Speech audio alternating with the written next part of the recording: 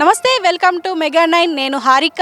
హైదరాబాద్లోని రాష్ట్రపతి నిలయంలో ఉద్యానోత్సవం 2026 సెకండ్ ఎడిషన్ నడుస్తుంది. అయితే దీంట్లో దాదాపు జనవరి 3వ తారీఖు నుంచి వెళ్ళి 11వ తారీఖు వరకు కూడా దాదాపు 9 రోజుల పాటు ఈ ఉద్యానోత్సవం జరగబోతుంది. అయితే ఇందులో ఏమేమి ఉంటాయి అంటే మాత్రం అగ్రికల్చర్ కావచ్చు, హార్టికల్చర్కి సంబంధించిన అన్ని స్టాల్స్ ఏర్పాటు చేశారు.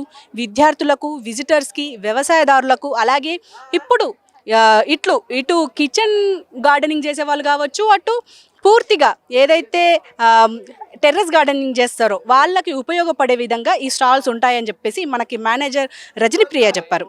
అయితే దీనికి సంబంధించి ఇప్పుడు మనం కూడా చూసే ప్రయత్నం చేద్దాం.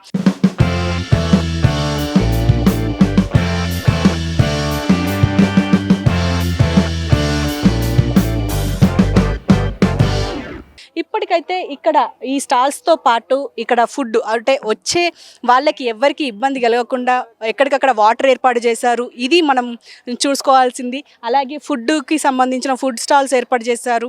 అదేవిధంగా పూర్తిగా అంటే ఈ ఏదైతే ఉద్యానోత్సవం ఉందో ఇందులో ముఖ్యంగా అంటే రైతులకు సంబంధించింది కాబట్టి హెల్తీగా ఉండే విధంగా మిల్లెట్స్ అండ్ ఆర్గానిక్గా పండించినవి మాత్రమే ఏర్పాటు చేస్తున్నామని చెప్పేసి అన్నారు. అదేవిధంగా జంక్ కూడా మేము ఏర్పాటు చేస్తామని చెప్పారు. అదేవిధంగా ఇటు కూడా చూడొచ్చు, చాలామంది విజిటర్స్ వస్తున్నారు. నిన్న కేవలం ఓపెనింగ్ అని చెప్పేసి కేవలం నిన్న సండే వీకెండ్ కావడంతో 7,000 మందికి పైగా వచ్చారు అని చెప్తున్నారు ఇక్కడ ఆర్గనైజర్స్. అయితే దీనికి పూర్తిగా ఫ్రీ ఎంట్రీ అనే చెప్పుకోవాలి. దాదాపు 10 గంటల నుంచి వెళ్ళి రాత్రి 8 గంటల వరకు ఇది కొనసాగుతుందనే చెప్పాలి. అయితే రైతులు మాత్రం పూర్తిగా అవగాహన వచ్చే విధంగా వాళ్ళకి ప్రతీదీ ఎక్స్ప్లెయిన్ చేస్తున్నారని చెప్పుకోవాలి. పైగా మనకు ఎంట్రన్స్లోనే ఈ రకరకాల స్టేట్స్ నుంచి వచ్చిన ఫుడ్కి సంబంధించిన స్టాల్స్ అయితే ఏర్పాటు చేశారు. వీళ్ళతో మాట్లాడించే ప్రయత్నం చేద్దాం. అన్న, ఎక్కడి నుంచి వచ్చారు? మేము మెదక్ డిస్టిక్ నర్సాపూర్ నుండి వచ్చాం. అవునా? ఎట్లున్నాయి స్టాల్స్, ఎట్లున్నాయి? అండ్ మీకు సంబంధించిన వ్యవసాయానికి సంబంధించిన స్టాల్స్ ఎట్లున్నాయి? చాలా బాగున్నాయి. మిల్లెట్స్ గురించి సార్లు సైంటిస్టులు చెప్పడం జరిగింది. అలా చేయాలనుకుంటున్నాం. ఇక్కడ వచ్చి చూస్తే ఈ స్టాల్స్లో న్యాచురల్గా చేసినవి చాలా బాగున్నాయి. పూతరేకులు మరీ బాగున్నాయి. ఇప్పుడే తిన్నాం. బాగున్నాయి. మీరు ఏం పండిస్తారు? మేము ప్యాడీ పండిస్తాం, ఎక్కువ వరి పండిస్తాం. ఇప్పుడు చెప్పారు మిల్లెట్స్ గురించి, ఇప్పుడు వేసి చూద్దామని చేస్తున్నాం.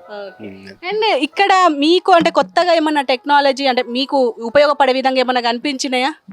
ఇక్కడ ఉన్నాయి ఇవన్నీ మేము పాతవి చేసినవి ఉన్నాయి, కానీ మళ్ళీ కొత్తగా చేయడం గుర్తు చేసుకుంటున్నాం. అయితే మా విలేజ్లలో ఎలా ఉంటుందంటే ఇవన్నీ మా తాతలు మా తండ్రులు పండించినవి ఇవన్నీ మిల్లెట్స్. కాకపోతే ఇప్పుడు వీటిని సంరక్షించడం మాకు చాలా బాధ ఉంది. ఎందుకంటే కోతులు బాగా అయినాయి. ఆ కోతులు చేయడం వల్ల ప్యాడీ వేస్తున్నాం. ప్యాడీ ఒక్కసారి వేస్తే దాన్ని ఏం చేయలేవు అవి. అది దానివల్ల, లేకపోతే ఇవన్నీ మేము పండించినాయి. అన్న, ఎక్కడి నుంచి వచ్చారు? మేము కూడా మెదక్ డిస్ట్రిక్ట్ నర్సాపూర్ నుంచి వచ్చినామని. మాకు కూడా బాగా మేము కూడా సేమ్ అక్కడ మిల్లెట్స్ గురించి విన్నాము. మిల్లెట్స్ పండించాలనుకుంటున్నాం. ఈ స్టాల్స్ కూడా బాగున్నాయి, అన్ని సూపర్గా ఉన్నాయి.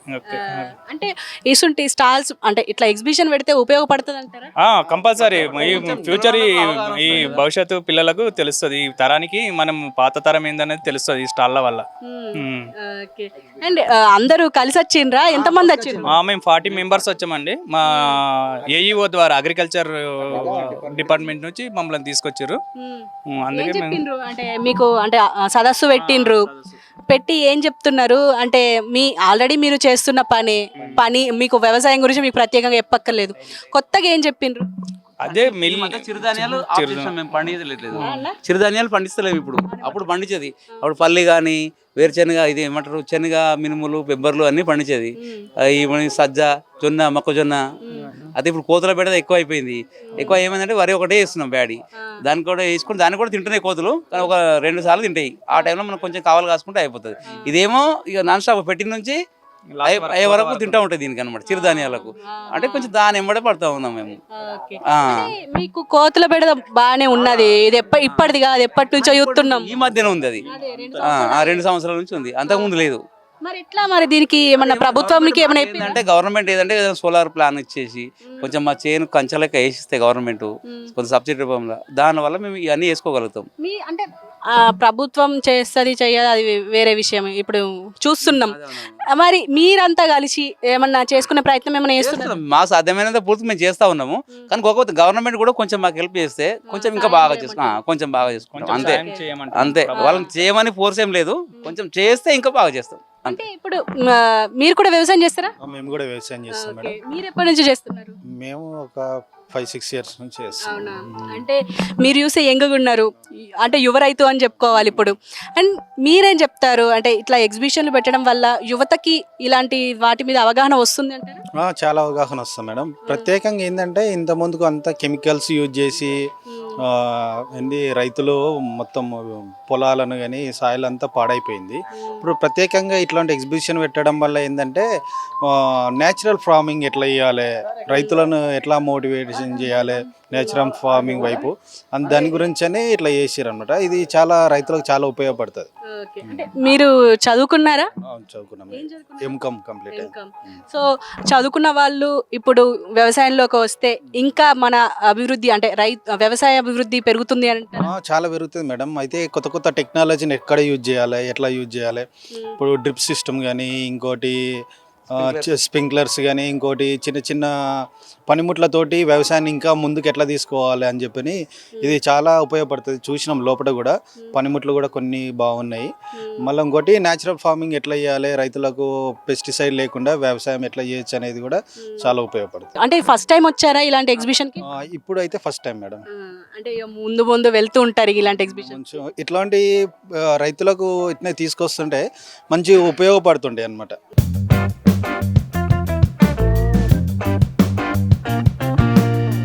ప్రస్తుతం మనతో పాటు రైతులు ఉన్నారు, వాళ్ళతో కూడా మాట్లాడే ప్రయత్నం చేద్దాం. అన్న ఎక్కడి నుంచి వచ్చారు? Medak district Chowgunta mandal Rampur village madam. అది ఏం పేరు? సాయి కుమార్. సాయి కుమార్ గారు, ఇప్పుడు అంటే ఈ ఉద్యానోత్సవాల్లో తిరిగారు, ఎక్కడెక్కడ ఏమేమి ఉన్నాయి, మీరేం తెలుసుకున్నారు? అంటే రైతులు కాబట్టి మీకు కొత్తగా ఏమన్నా కనిపించింది మేడం. ఇక్కడనే మేము మేడం దగ్గరికి వచ్చాము. మేము వేరే వరి వండిస్తాం, ఎక్కువ మక్క వండిస్తాం, టమాటా వండిస్తాం, బీన్స్ వండిస్తాం. కానీ మేము వేస్ట్గా పోతుంది.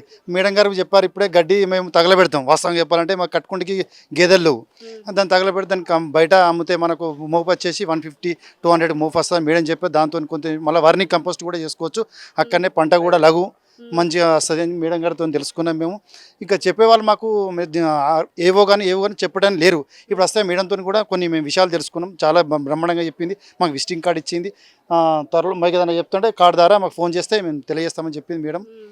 అంటే జనరల్ గా గడ్డి ఇప్పుడు పచ్చిగా ఉంటేనేమో బర్రెలకో ఎవిటికో ఎత్తారు, లేకపోతే కాల్ చేసుడే అంతేగాని దాంతో రూపాయి ఉపయోగం ఉండదు. లేదు మేడం, మాకు అది ఉపయోగం లేదని తండిస్తాం మేడం. మాకు గేదెలు కూడా ఉన్నాయి కానీ పచ్చి గడ్డి వస్తాము. ఏ వరి గడ్డి అయితే తగలబెట్టడం వెళ్తాం. అయితే మేడం గారు అయిపోయి తగలబెట్టది, వర్ని కంపోస్ట్ చేసుకోండి, లేదంటే మేము కార్డు ఇస్తాం. ఎక్కడ హైదరాబాద్ ఎక్కడ అమ్ముకుంటే మాకు ఈచ్ వన్ మేము కట్టగట్టనికి 30 రూపీస్ 40 రూపీస్ అవుతుంది మేడం. ఇక్కడ మా కట్టగట్టి పంపిస్తే మనకు 140-150 మేడం గారు చెప్పారు. ఖర్చులు ఏం డైరెక్ట్ అమ్ముకోమని చెప్పుకోండి. డైరెక్ట్ కార్డు ఇచ్చింది మాకు, విజిటింగ్ కార్డు. అన్న మీరు చెప్పుర్రి, అంటే మీరేం తెలుసుకున్నారు ఈ ఎగ్జిబిషన్ మొత్తంలో, మీకు ఎట్లా ఉంది? అంటే ఇలా మాకు కొన్ని తెలియని విషయాలు చాలా ఉన్నాయి. ఎందుకంటే కొన్ని బయట ఇప్పుడు అక్కడ మేము ప్రొడక్ట్స్ చేసినా ఇక్కడ అమ్మేటువంటి కొన్ని సవలతులు కూడా తెలివయి. కాకపోతే ఇక్కడ ఉన్న వాళ్ళ స్టాల్స్ పెట్టిన వాళ్ళందరూ ఇక్కడిక్కడ దొరుకుతుంది, ఇక్కడిక్కడ మీరు పంపరు, మీరు వేస్ట్గా అవుతున్నాయని మేడంగా చెప్పారు. తర్వాత ఆయిల్ ఫార్మ్స్ గురించి కూడా బాగా చెప్పారు. ఒక్కొక్క కిలో చూస్తే చాలా బ్రహ్మాండంగా ఉంది. అటువంటి ఎక్కడ దొరుకుతాయని కూడా మాకు కూడా అంతగా అవగాహన లేదు. ఇప్పుడు చూస్తే తెలిసింది. తర్వాత టమాటా కానీ వంకాయ కానీ పాలకూర వాటి మొక్కలు కూడా గవర్నమెంట్ ఫ్రీగా ఇస్తా అంటున్నారు. కానీ ఫ్రీగా ఇస్తున్నారని కానీ ఆ సంగతి మాకు తెలియదు ఇప్పటివరకు. ఇక్కడికి వచ్చేవరకల్లా లేదు, మీ హార్టికల్చర్ మేడం తోటి మీరు రెఫర్ చేస్తే మేము ఫ్రీగా డెలివరీ ఇస్తాం, ఒక 1 మంత్ బిఫోర్ అన్నారు. కానీ ఇప్పుడు చూస్తే అబ్బా ఇంత గవర్నమెంట్ చేస్తుంది కానీ మాకు రైతులకు ఏమంతలేదు అని మాకు కొంచెం బాధ అనిపించింది చూసి. అరే మేము కూడా ఇటువంటి అవగాహన చేసుకుంటే అనేది బాగుంది. తర్వాత ఈ పండ్ల తోటలు కూడా ఇవి ఏమేమి కొన్ని వెదురు కానీ అవి కానీ బాగానే చెప్పారు. మీరేం పండిస్తారు? వరి మక్క తోటలు ఉన్నాయి. పండ్ల తోటలు తక్కువ. మాకు ఎక్కువ అయితే వరి ఇక మక్క గిట్నే చేస్తాం ఎక్కువ. అంటే ఇటువంటి ఎగ్జిబిషన్లు ఉపయోగపడతాయి అంటారా? అంటే ఫస్ట్ టైం వచ్చాడు, ఇంతకు ముందే వచ్చిర్రా? అయితే ఇదివరకు రాజశేఖర్ పీరియడ్లో నర్సాపూర్ అక్కడ సైడ్లో చందిలా అంటే ఒకసారి జరిగింది, డి రామాయణ స్టూడియోలో అందులో పోయినాం. అందులో కూడా కొంచెం బాగానే చూసారు అడుగు స్టైలు. ఇక ఇప్పుడు ఇక్కడ చూస్తే కూడా ఇక్కడ చాలా బాగున్నాయి. కానీ దీని నుంచి ఇటువంటి అవగాహనలు తెలిస్తే కొన్ని డెలివరీ మన రైతుల దగ్గర నుంచి వచ్చేటువంటి ప్రోడక్ట్ ఎక్కడ అమ్ముకునేటువంటి తెలుగు సౌవతి కొంచెం వీళ్ళు చెప్పడంతో మాకు తెలియజేసినట్టు అవుతుంది. మాకు ఓళ్ళని కలవాలా, ఓళ్ళని కలిస్తే ఏం తెలుస్తుంది? ఆఫీసర్ పెడితే తెలిసింది. వాళ్ళు కూడా ఏమంటారు, మాకు నెంబర్ వస్తే మేము నెంబర్ రాసుకొని మీకు ఉండే టైంలో కల్టివేట్ టైంలో మేము ఫోన్ చేస్తామని చెప్తారు. కానీ సంతోషం అనిపిస్తుంది. మా వేస్ట్ పోయేదని మనం కొంచెం లాభం చేసుకుంటామని అనుకుంటున్నాం. సరే, నేను కూడా మేడంతో మాట్లాడతా. మేడం నమస్తే. మేడం నమస్తే అండి. మేడం, రైతులు చెప్తున్నారు మీ దగ్గర విని, అంటే మేము వేస్ట్ చేస్తున్నాం కానీ దాని ద్వారా మేము లాభం పొందొచ్చు అని అంటున్నారు. అసలు ఎలా పొందొచ్చు మేడం? రైతులు ఏమేమి వేస్ట్ చేస్తున్నారు? మీ దృష్టికి ఏమొచ్చాయి? మేడం, నేనేమంత ఎక్స్పర్ట్ని కాదు మేడం. నిజానికి మన ఫార్మర్స్ అంత ఎక్స్పర్ట్స్ ఎవరు కాదు. వాళ్ళు వచ్చిన రేటు వచ్చినా రాకపోయినా, విలువ వచ్చినా రాకపోయినా, వాళ్ళ దగ్గర ఉన్నటువంటి ప్రోడక్ట్ని అంటే product in the sense crop, A crop వేస్తే ఆ క్రాప్ని అలా కంటిన్యూస్గా వేస్తూనే ఉంటారు. వాళ్ళకి ఏంటంటే ఆ పంట మార్పిడి కొన్ని చోట్ల తెలియక వేసిన పంటనే అదే పంటని రెగ్యులర్గా వేయడం వల్ల కొంతమంది సాయిల్ ఎఫెక్ట్ అయితే మితిమీరినటువంటి మందులు చల్లేయడము.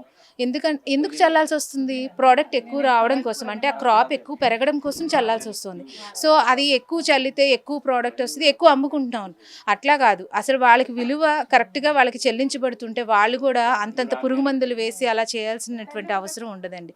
నిజంగా మనకి రిక్వైర్మెంట్ ఉన్న చోటేమో మనం ఎక్కువ రేటు పెట్టి కొనుక్కుంటున్నాం, రైతుల దగ్గరేమో చాలా తక్కువ రేటు వస్తుంది. సో ఈ మధ్యలో ఈ ప్రాసెస్ అంతా జరిగే బదులు రైతుల దగ్గర మనం గనక కొంచెం వాళ్ళ దగ్గర మంచి రేటు మనం చెల్లించి కొనుక్కుంటే వాళ్ళు కూడా అంత బాధపడకుండా హ్యాపీగా గ్రో చేయగలుగుతారు. వాళ్ళు కాస్త 4 డబ్బులు వెనకేసుకోగలుగుతారు. ఎందుకంటే సన్నకారు రైతులు ఉంటారు, చిన్న తక్కువ ఏరియాస్లో పెంచుకునే వాళ్ళు ఉంటారు. వాళ్ళు కూడా ఉన్న దానిని ఎక్కువ పెంచేసేస్తే కానీ రాదనేటప్పటికి మందులు యాడ్ చేసేస్తూ ఉంటారు. నువ్వు అది తక్కువ వచ్చినా కూడా పంటకి సరైనటువంటి విలువ గిట్టుబాటు ఎప్పుడైతే ఉంటాయో వాళ్ళు కూడా ఆగి ఆలోచించారు. ఎందుకంటే మన లైఫ్కి మనం పోరాడి పరిగెడతా ఉంటాం, కానీ వాళ్ళని మాత్రం నిదానంగా మీరు మందు లేకుండా పెంచండి, మీకు డబ్బు వచ్చినా రాకపోయినా మాకు సంబంధం లేదు, మీరు పెంచుతూనే ఉండండి. వాళ్ళు పెంచడం ఆపేస్తే మనకి ఫుడ్ ఉండదు మేడం, మనం పరిగెట్టడం సంగతి తర్వాత నిలబడలేము. అది సో అంటే మనల్ని నిలబెట్టే రైతులకి వాళ్ళకి మనం ఏంటంటే టెక్నాలజీ పరంగా కూడా మేడం, ఇప్పుడు సపోజ్ టమాటోకి రేట్ రావట్లేదు పోతున్నాయని అంటే మనం ఎక్కడైనా కొంచెం ఫుడ్ ప్రాసెసింగ్ ప్లాంట్స్ అలాంటివి అరేంజ్ చేయబడి ప్రాసెసింగ్ ద్వారా ఫుడ్ ప్రాసెసింగ్ అంటే ఇప్పుడు మన పౌడర్స్ రూపంలోనో లేకపోతే కెచప్స్, సాసు ఇవి తయారు చేసే కంపెనీస్ ఎవరుంటారో వాళ్ళతో డైరెక్ట్గా టైఅప్ కలిగేలాగా ఒక ప్లాట్ఫామ్ ఉంటే చాలా బాగుంటుంది. అలాగే అదర్ వెజిటబుల్స్ కూడా, ఇప్పుడు డ్రైడ్ వెజిటబుల్స్ చేసుకోవడము, పౌడర్స్ చేసుకోవడము, ఇలాంటివి వాళ్ళకి అందుబాటులోకి ఉంటే కనుక వాళ్ళు దాన్ని యూజ్ చేసుకుంటారు. ప్రతి ఒక్క రైతుకి తన రైతు ఆ పొలంలో పండే వాటి నుంచి డిఫరెంట్ ప్రోడక్ట్స్ ఎలా తీయగలుగుతారు అనేది వాళ్ళకి ఐడియా ఉంటుంది. నేను జస్ట్ కొన్ని అబ్జర్వ్ చేసి ఏదో వాళ్ళతో మాట్లాడితేనే వాళ్ళు పాప అంత హ్యాపీ ఫీల్ అయ్యారు. యాక్చువల్లీ మేమేంటంటే మష్రూమ్ కల్టివేషన్ చేస్తామండి. అంటే ఇప్పుడు వరిగడ్డి ఉంటుంది కదా, మేము ఆ వరిగడ్డిని వాడతాం. ఆ వరిగడ్డి అనేది మాకు రకరకాల రేట్లలో దొరుకుతూ ఉంటుంది, కానీ వీళ్ళు నిజానికి తగలబెట్టేసుకుంటూ ఉంటారు, లేకపోతే ఊరికినే ఇస్తూ ఉంటారు. వీళ్ళ దగ్గర నుంచి తీసుకుని వచ్చి మాకు బోల్డ్ రేట్లకు అమ్ముతూ ఉంటారు. అలాగే మా దగ్గర చాలామంది ట్రైనింగ్ తీసుకుంటూ ఉంటారు, వాళ్ళు ట్రై చేయాలనుకుంటారు. గడ్డి వాళ్ళకి ఇంకో రేంజ్లో దొరుకుతూ ఉంటుంది. ఫస్ట్ స్టార్ట్ చేసేవాళ్ళు ఎక్కువ ఎకరాలు కొని స్టార్ట్ చేయలేరు, కొంచెం కొనుక్కొని స్టార్ట్ చేస్తారు. అలాంటి వాళ్ళు జస్ట్ ఇలాంటి ప్లేసెస్ రైతులతో డైరెక్ట్గా మాట్లాడడానికో వాళ్ళతో మాట్లాడుకొని మంచి రేటుతో, అంటే మ్యాంగోస్ కావచ్చు, సపోటాస్ కావచ్చు, ఫ్రూట్స్, వెజిటబుల్స్ ఏవైనా సరే ప్లాంట్ క్రాప్స్ మనకి వచ్చినటువంటివి డైరెక్ట్ కస్టమర్ నుంచి ఫార్మర్కి ఒక ప్లాట్ఫామ్ ఉంటే చాలా బాగుంటుందని నా ఫీలింగ్ మేడం. మాది వచ్చేటప్పటికి మాది శ్రీకర అగ్రి ఇన్నోవేషన్స్ మేడం. మేము ఏంటంటే మష్రూమ్ కల్టివేషన్ చేస్తాము, దాని నుంచి వచ్చిన వేస్ట్తో కంపోస్ట్ తయారు చేసుకుంటాం, దాని నుంచి మళ్ళీ వెజిటబుల్స్, హెర్బ్స్ అన్ని గ్రో చేస్తాము. వీటిలన్నిటిని వాల్యుయేషన్ పెట్టాను నేను ఇక్కడ. అంటే ఒక 1/2 ఏకర్ నుంచి మనం ఎన్ని ప్రోడక్ట్స్ క్రియేట్ చేయగలం అనేది నేను ఒక ట్రయల్ వేసి నేను దాన్ని ప్రూవ్ చేసి పెట్టాను. ఇప్పుడు మీరు ఇక్కడ చూస్తే నా ఫామ్ ది వీడియో అండి, ఇది యాక్చువల్గా మష్రూమ్ కల్టివేషన్ కల్టివేషన్ మేము మిషనరీతోని చేస్తాము, మాన్యువల్గా నేర్పిస్తాము కూడా ఎట్లా చేసుకోవాలి ఏంటనేది. మేము మిషనరీ అది పెట్టుకోగలము అనే వాళ్ళకి మెషిన్స్ని పెట్టి ఎలా రన్ చేసుకోవాలో నేర్పిస్తాము. ఎవరైనా లేడీస్ కానీ యూత్ కానీ కొత్తగా మేము స్టార్టప్ మేము చేయాలనుకుంటున్నాము, మేము ఒక చిన్న రూమ్ నుంచి స్టార్ట్ చేయాలనుకుంటున్నాం కూడా మేము నేర్పిస్తాం అనమాట. ఇక్కడ మా దగ్గర మొత్తం మష్రూమ్ సూప్ పౌడర్స్ దగ్గర నుంచి అన్నీ ఉంటాయి మేడం. మష్రూమ్ సూప్ పౌడర్స్ అనమాట ఇవి. అలాగే డ్రైడ్ మష్రూమ్స్ ఉంటాయి, మష్రూమ్ సూప్ పౌడర్స్ ఉంటాయి, ఫ్రెష్ మష్రూమ్స్ ఉంటాయి, నెక్స్ట్ మేతి, కసూరి మేతి, మేతి పౌడర్, ఇలా అంటే మన దగ్గర రెగ్యులర్గా దొరికేవే. ఇవి కూడా జనాలకి ప్యూర్ ప్రోడక్ట్ అవైలబిలిటీలో ఉండట్లేదు ఈ రోజున.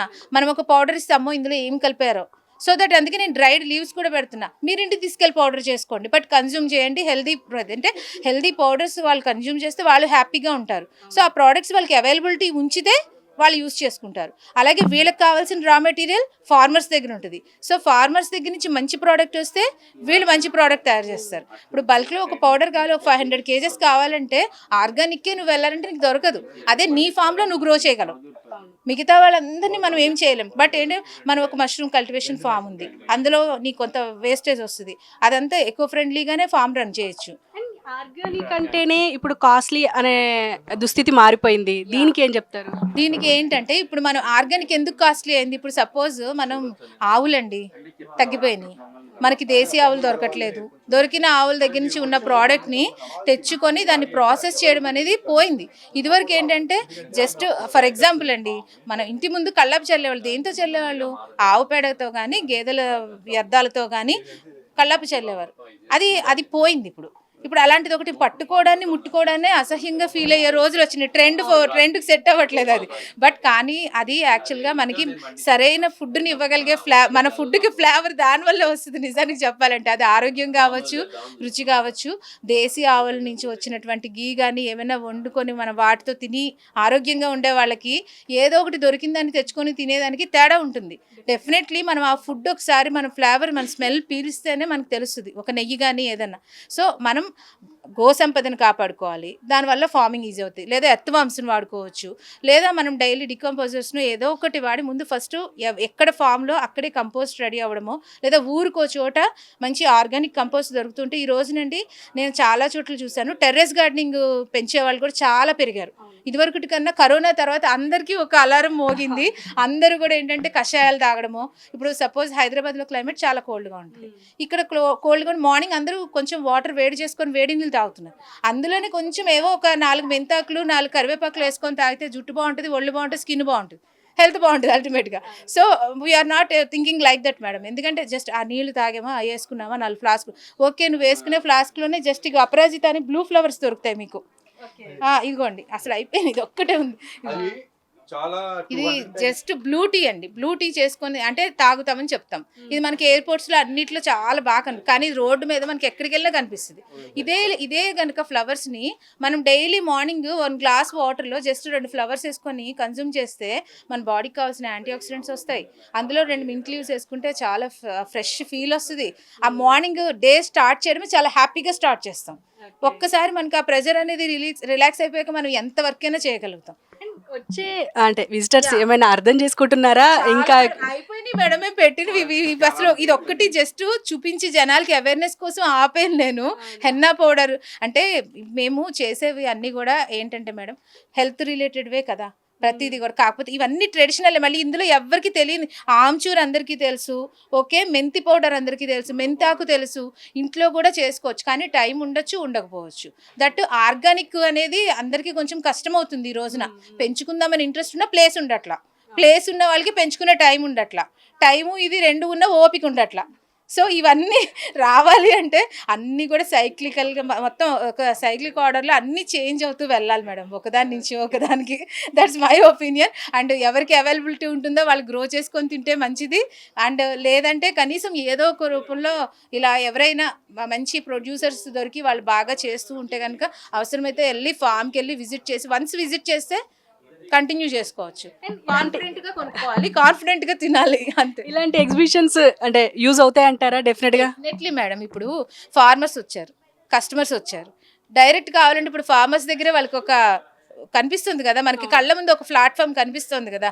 సో దట్ ఇంకేంటంటే రైతులకి మాత్రం వాళ్ళ సాయిల్ని బట్టి వాళ్ళు ఇంక్రీజ్ చేసుకునేలాగా, దానిలో ఎక్కువగా కెమికల్స్ కానీ అవి కలుపుకుంటా పురుగు మందులు కాకుండా వాళ్ళకి ఇంకేం చేయొచ్చు అనేది మన డిపార్ట్మెంట్ వాళ్ళు వీళ్ళే కోఆపరేట్ చేసి చెప్పగలుగుతారు మేడం. గైడెన్స్ కూడా బాగుంది, ఎందుకంటే మేము మేనేజ్ వైపు నుంచే వచ్చాము. మేము ఎక్కడ మనకి మంచి ట్రైనింగ్ దొరుకుతుందో అన్ని చోట్ల ట్రైనింగ్స్ తీసుకుంటూ ఉండాలి, వాటి నుంచి అన్ని చోట్ల నుంచి మనం నేర్చుకోవాలి. ఎందుకంటే సీనియర్ సైంటిస్టులు చాలామంది ఉంటారు ఒక ఆర్గనైజేషన్లో, ఒక్కొక్క చోట చాలామంది సైంటిస్టులు ఉంటారు. వాళ్ళు చేస్తున్న పనే రేవిపావులు వాళ్ళు కష్టపడుతూ ఉంటారు. వాళ్ళు కష్టపడిన దాన్ని ఫార్మర్ దాకా రావాలి, ఫార్మర్ నుంచి కస్టమర్ దాకా వెళ్ళాలి.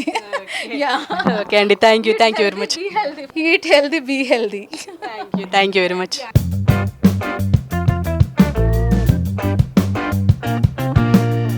ఎక్కడి నుంచి వచ్చారు సార్? నర్సాపూర్ నర్సాపూర్. ఎప్పటి నుంచి వ్యవసాయం చేస్తున్నారా? చేస్తున్నాము ఎప్పటి నుంచి? 18 నుంచి. అంటే మీరు చెప్పున్నారు అంటే ఏమన్నా కొత్తగా తెలుసుకున్నారా, ఏమన్నా ఎక్స్ప్లెయిన్ చేస్తున్నారా, ఎట్లుంది ఎగ్జిబిషన్? అంటే ఇప్పుడు పాత మోడల్ ఇక్కడ జొన్నలు పెట్టేది నిజమే. అప్పుడు మా నాయనలు మా పెద్ద మనుషులు కూడా పెట్టేది వాస్తవానికి. అయితే ఇప్పుడు ఈ కోతుల భయానికి ఈ కూరగాయలు, ఈ జొన్నలు, ఈ రబ్బీ అనేది పెట్టడం లేదు. ఆ కోతులకు పందులకు అవుతున్నాయి అని చెప్పి వరి పెడుతున్నాం. ఆ వరి పెట్టినాయని కూడా ఇప్పుడు ఆ వడ్లు బియ్యం అమ్ముదామంటే కూడా రేట్లు లేవు. వడ్లే అమ్ముకోవాలి, వడ్లే అమ్ముకున్నాను అనుకుని ఆ గిట్టుబాటు ధరలు కరెక్ట్ లేవు. దానివల్ల ఇది ఇక్కడ ఏం తెలుసుకుందామని మీటింగ్ ఉందంటే ఇక్కడ మేము మీటింగ్కి వచ్చాము. అయితే అంటే ఇప్పుడు మీరు నర్సాపూర్ అంటేనే ఈ మెదక్ డిస్టిక్ అటు పోయేటప్పుడు మొత్తం కోతులే ఉంటాయి, అదే బెడదే ఉంటుంది. దానికి సంబంధించి ప్రభుత్వం మేము పట్టించుకుంటాం అస్సలే పట్టించుకుంటారమ్మా. ప్రభుత్వం దాని గురించి నిర్లక్ష్యం తీసుకుంటుంది. ఏం లేదు కోతుల గురించి.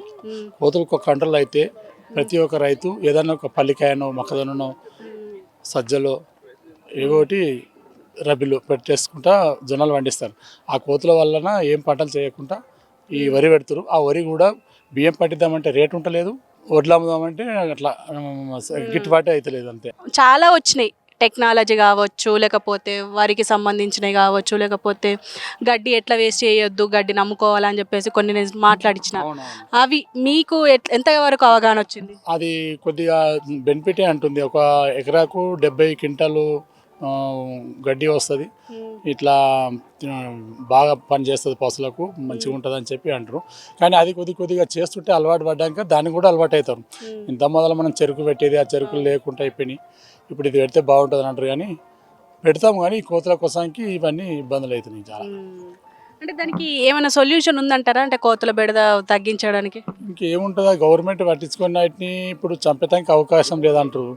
చంపితే మనకు పాతకమంటారు.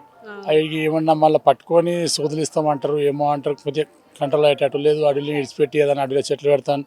అంటే ఇటువంటి ఎగ్జిబిషన్ నడుచుడికి ఏమన్నా రైతులకు ఉపయోగం ఉంటుంది అంటారా? ఇప్పుడు ఈ జొన్నలు పెడితే ఉపయోగం అవుతుంది, బాగానే ఉంటుంది. కానీ దానికి అలవాటు పడాలంటే ఈ కోతుల భయానికి ఎవరు పెట్టడం లేదు. అన్న ఎక్కడి నుంచి వచ్చిర్రు? నర్సాపూరేనా? ఏం పంట పండిస్తారు? వరి పంట పండిస్తారు. వరి అంటే ఇప్పుడు ఈ ఎగ్జిబిషన్ మొత్తం తిరిగిరు కదా, ఎట్లున్నది? మీకు రకరకాలు ఉన్నాయండి. ఏమైనా కొత్తగా అంటే మనం తెలుసుకునేటట్టు మన పంటలకు ఉపయోగపడేటట్టు ఏమైనా ఉన్నాయా? కొన్ని ఉన్నాయి, పప్పులు ఉన్నాయి, పప్పులు వేరే పండ్లు అవి ఉన్నాయి. వేరే వేరే రకం కొత్త రకం ఉన్నాయని. అంటే ఇటువంటి ఎగ్జిబిషన్లు ఏమన్నా ఉపయోగపడతాయి అంటారా రైతులకు, అంటే మన తెలంగాణ రైతులకు? కొన్ని పడతాయి, కొన్ని పడతాయి, కొన్ని వాడాయి. ఈ మామిడికాయలు కోయడానికో లేకపోతే నిమ్మకాయలు కోయడానికి ఏమో మిషనర్ వచ్చింది, అది వాళ్ళకు ఉపయోగపడుతుంది అంటారా, అంటే పైసలు ఎక్కువ అంటారా? పడితే రేట్లు ఎక్కువ అని కొనరు. అట్లా ఎట్లయితే చెట్టు ఎక్కుదాం అనుకుంటారు అట్లా. గోతట్టలు కట్టెలతోని గోతాలు అవి కట్టుకుంటారు, గోతాలు అవిటితో నింపుకుంటారు. అక్కడ ఈ పైసలు పెట్టి కొనాలంటే రేట్లు ఎక్కువ అని కొనరు.